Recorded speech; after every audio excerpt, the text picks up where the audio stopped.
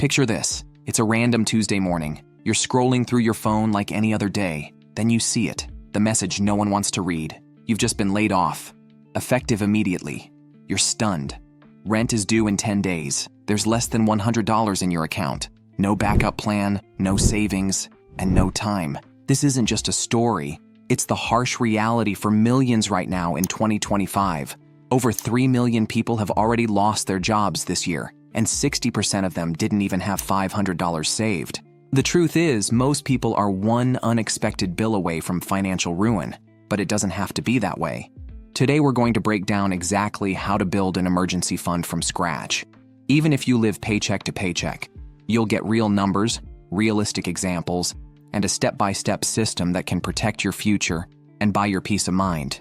Because an emergency fund won't make you rich, but it will keep you from going broke. Let's talk about what's really happening out there.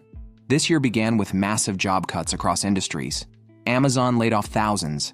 Tesla trimmed its workforce. Spotify, Meta, and multiple fintech companies followed suit. In the UK, food prices are up more than 9%. In the US, average credit card interest is now over 23%. Car insurance, health insurance, rent, all up. And while central banks like the Fed and ECB have made modest rate cuts, inflation still eats into every paycheck.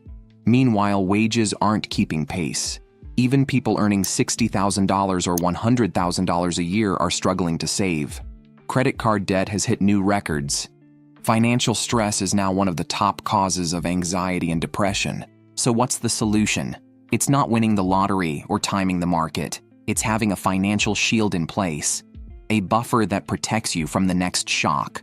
No matter what you earn, you need an emergency fund, and you need it now. Let's be clear about what we're building. An emergency fund is a dedicated stash of money reserved only for real, unexpected, high-impact situations. Not for birthday gifts, not for travel, not for upgrading your phone. This fund is for serious stuff: job loss, sudden medical emergencies, unplanned car or home repairs, unexpected family crisis, forced relocation or eviction. And because emergencies don't send invites, the money has to be liquid. That means it should live in a separate high-yield savings account, not your checking account, not a stock portfolio, and definitely not under your mattress. Take Sarah, a single mother from Chicago. She lost her job in February after 8 years of loyal service, but she had $4,200 saved in her emergency fund. It wasn't glamorous, but it kept her afloat for 2.5 months, rent, groceries, and her son's school costs covered. She didn't touch a credit card once. That's the power of this fund. It doesn't just save money, it saves mental stability. Now let's answer the most common question: how much should I save?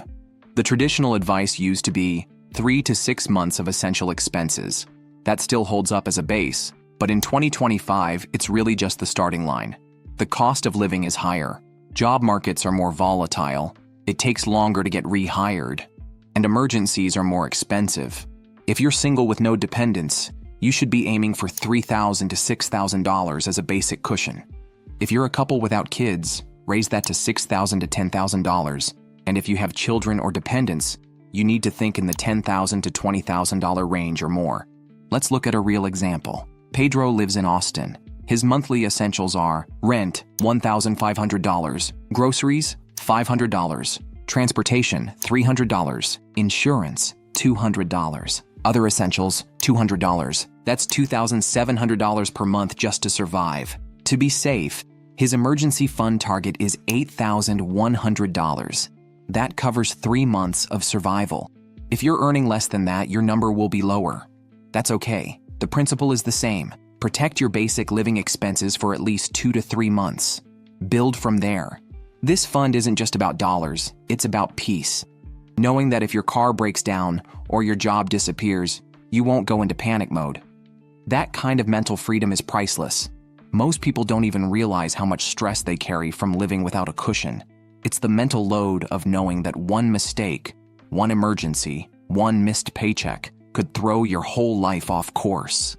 That stress shows up in your sleep, your relationships, and even your health.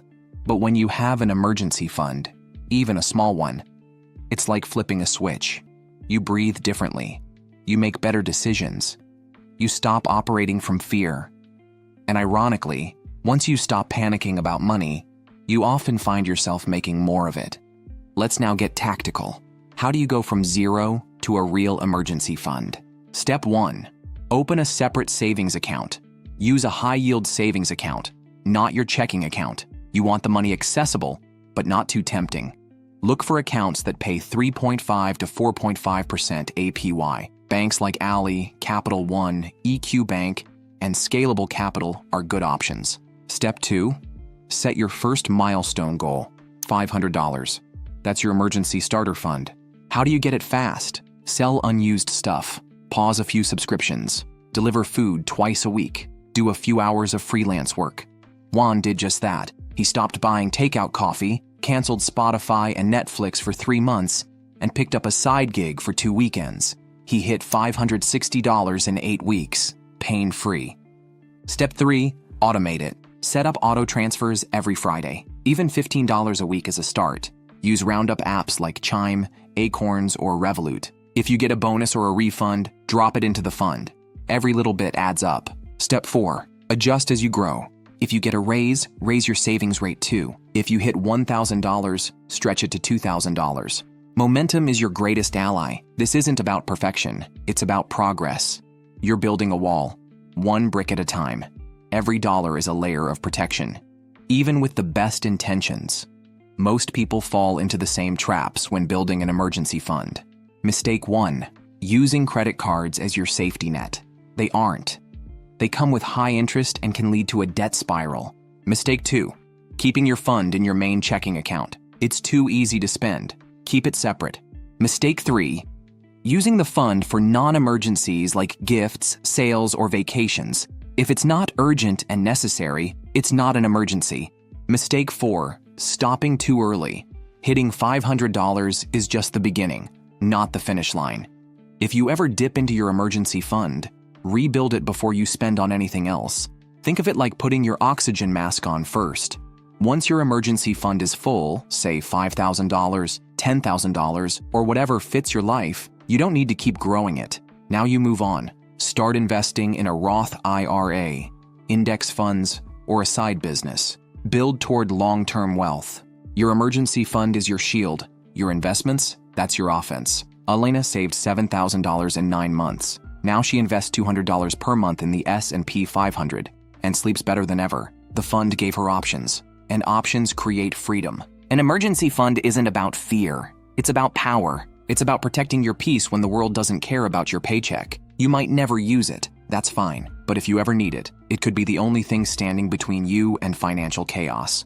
This isn't about being paranoid. It's about being prepared. Because when things go wrong, and they always do, you'll have one thing most people don't: stability. So where are you on your emergency fund journey? Drop your goal in the comments. $500, $5,000, or more. If this video gave you clarity, hit like and subscribe to stay ahead of the financial curve. Start building wealth with confidence, right after you've built your safety net. This is Finance Facts. Keep learning. Keep growing. Your future is worth it.